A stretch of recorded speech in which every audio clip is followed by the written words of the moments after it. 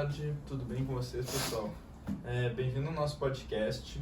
Hoje o nosso tema principal vai ser a gestão de energia, a gente vai falar um pouquinho sobre isso. Para isso, trouxe duas pessoas que trabalham na área, que são formadas nisso, que lidam com isso diariamente. O Gustavo e a Martina, boa tarde, tudo bem? Tudo bem? Vou começar perguntando para vocês, assim, para o pessoal, e eu também que sou meio leigo no tema, até cheguei a ler algumas coisas para me inteirar do assunto. Mas vou perguntar para vocês o que é e o que consiste essa gestão de energia. O que é? O que é isso? Então, basicamente, gestão de energia, a gente avaliar todas as formas de energia que a gente tem no nosso dia e ver como a gente pode utilizar elas de uma melhor forma. Quais horários a gente pode utilizar ela, de quais modos de energia é melhor a gente utilizar. É basicamente isso, a gente entender quais energias a gente está utilizando para reduzir tanto o custo para a gente quanto, por exemplo, emissões de gases que contribuem para o efeito estufa. É importante a gente lembrar, assim, até para a audiência conseguir entender bem esse assunto, porque como a gente sabe que a tarifação ela pode acontecer em horários diferentes, então a gente tem as bandeiras, como a gente disse. E se a gente chega em casa, liga o ar-condicionado, 6 horas da tarde, vamos dizer assim, pegando o horário de pico do gasto de energia. Tu talvez não consiga, vamos dizer, trocar o teu gastar, vamos dizer, energia nesse horário. Mas uma empresa talvez consiga. E se ela entender melhor o consumo de energia dela, ela consegue fazer talvez um rodízio de máquinas, para não estourar talvez uma possível, vamos dizer, como é que é o nome? Não ultrapassar a demanda. Não ultrapassar a demanda contratada e assim conseguir entender melhor o seu consumo, assim coletando os dados para compor uma melhor gestão. Perfeito. E qual a importância da gestão? Bom, a gente tem que levar em consideração que, se não me engano, 90% do tempo que a gente passa em nossas vidas, ela é dentro de edifícios. Ou seja, por exemplo, agora aqui no nosso podcast, a gente está num edifício. E 90% do tempo de nossas vidas vai ser dentro de edifícios. Ou seja, nós temos que ter uma melhor eficiência energética desses lugares. Assim a gente pode ter um futuro um pouco mais limpo. Exatamente. Por exemplo, em uma pesquisa que eu li, foi realizada nos Estados Unidos, se pequenas soluções de, por exemplo, climatização, iluminação forem feitas em edifícios, pode acontecer uma grande redução, cerca de 83% de redução de gases que contribuem para o efeito estufa. Então, tendo essa redução, cerca de 5,8 gigatoneladas de gás carbônico pode não ser mais liberado para a atmosfera até 2050. Então é uma realidade muito próxima. Então, com certeza, é um assunto que a gente tem que trazer à tona, porque a gente tem que dar importância agora, nesse momento, porque é agora que a mudança vai acontecer. Perfeito. E até esses dados que tu trouxe de 90% do tempo a gente passar dentro de edifício, até no artigo que eu trouxe aqui para mim, mais ou menos acompanhando com vocês o tema, ele fala exatamente sobre isso, que o setor de edifícios, tanto residenciais quanto comercial, é o que tem o maior potencial não realizado de economia de energia e emissão com boa relação custo-benefício. Ou seja, o pessoal podia estar conseguindo economizar muito mais e tornando mais eficiente esse consumo. Agora, outra questão também que eu acho interessante trazer para vocês. Vocês falam dessa questão de gestão, de meios de tu conseguir gerir melhor, tu ter maior efetividade no uso das energias, por exemplo, tornando lugares mais ventilados, enfim, com soluções aqui que vocês trazem que parecem ser bem interessantes. Mas o que vocês acham das energias renováveis, da solar, da eólica? Vocês não acham que seria algo mais prático, talvez?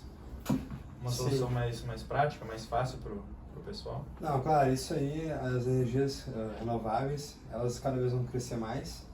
E principalmente a solar, ela está explodindo no Brasil. Ela está crescendo de forma quase que exponencial.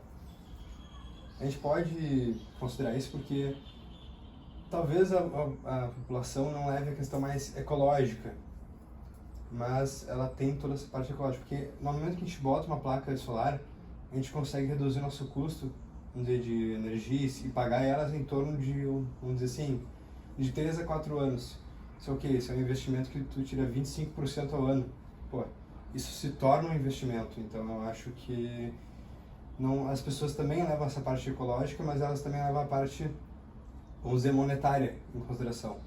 Só que a gente tem que sempre considerar da forma arquitetônica também, porque a gente não pode esquecer que existe arquitetura e fazer tudo mal feito. A gente, nos próximos projetos, as pessoas já pensam nisso, que a gente tem que levar em consideração o que vai ser colocado as placas solares nas residências. Sim. Vocês, como estão inseridos nesse meio, vocês já têm notícias de empreendimentos que pensam nisso, que já vem mais ou menos com esse pacote? Enfim, alguma construção que talvez vocês consultaram, enfim, alguma coisa dessa área que vocês viram na prática, esse pensamento como já, a partir do planejamento, desde o projeto ali, já sair com essa ideia de usar as energias renováveis? Claro, claro. Eu acho que um projeto muito icônico no Brasil, que ele é referência mundial, é no Rio de Janeiro, me esqueci o nome, Museu da Manhã. O Museu da Manhã, ele tem várias, vamos dizer assim, bracinhos para fora, que ela tem várias placas ali. E essas placas, elas vão se orientando conforme o sol. Claro, ele é um museu pensado no futuro, né? Então ele está levando em consideração todas essas partes ecológicas. Perfeito. Mais um ponto que eu acho que a gente não tinha comentado, talvez, para o pessoal, para nossa audiência também ir a fundo e talvez gostar da ideia de botar a placa solar, não só também da parte ecológica e monetária, é que hoje em dia existem vários financiamentos que a gente pode fazer para botar as placas solares. Então, porque é um investimento muito alto inicial se tu vai aportar à vista. Mas a gente pode fazer o financiamento e em vez de a gente pagar a conta de luz, a gente está pagando o nosso produto. Então a gente talvez pague, vamos dizer, R$20 a mais uma conta de luz, teoricamente, né? Mas a gente vai, depois de 4 anos, ou depende do financiamento que tu fizer, tu vai abater esse valor e tu vai, vamos dizer assim, ganhar placas solares. Então, na visão desculpa interromper, na visão de vocês, é algo que compensa, então, vale a pena Com certeza. o investimento, dá para você dizer que é um investimento. É um investimento na área que, mas ele tem que, não parte só da pessoa, né? Tem que o governo também ajudar. Ele tem que fazer uma forma que as pessoas consigam utilizar essa energia, porque de noite tu não produz energia, né? Tu vai usar da concessionária. Então tem que ter essa conversa da concessionária com a pessoa física e como é que vai funcionar isso certinho. Hoje a gente já tem um plano muito bom, é um dos melhores do Brasil, inclusive, melhores do mundo, inclusive, mas dá para melhorar sempre. A gente pode conseguir trazer mais gente para esse meio. Perfeito. E vocês acham que o papel das energias renováveis, além dela ajudar em prédios comerciais, vocês acham que ela pode entrar forte na indústria, assim? Por exemplo, em fábricas, vocês acham que ela tem essa capacidade de abastecer essas grandes indústrias? Claro, acho que sim. Várias indústrias, elas já têm... O que elas fazem? Por a gente ter o sistema integrado nacional, a gente pode, vamos dizer, jogar energia de vários lugares, né? E as empresas, elas constroem justamente essa de energia solar, um ponto de fazenda, como eles chamam, fazenda de energia solar. E essa fazenda, ela abastece as nossas indústrias também. Perfeito. A indústria própria, né, vamos dizer assim, no caso. Eles têm a própria fonte de energia ali. Bom, pessoal, por isso foi hoje. Gostaria de agradecer vocês e se alguém quiser deixar alguma observação final aqui sobre o nosso tema, fiquem à vontade. Eu acho que a gente já esclareceu várias dúvidas. Eu acho que a gente trouxe o que era mais importante Com sobre certeza. o assunto. Até para o pessoal mais leigo aqui também e Com tal. certeza. Importante tocar nesse assunto de um jeito que todos consigam entender. Muito obrigado. Bom, De nada, é muito isso. obrigada por nos receber.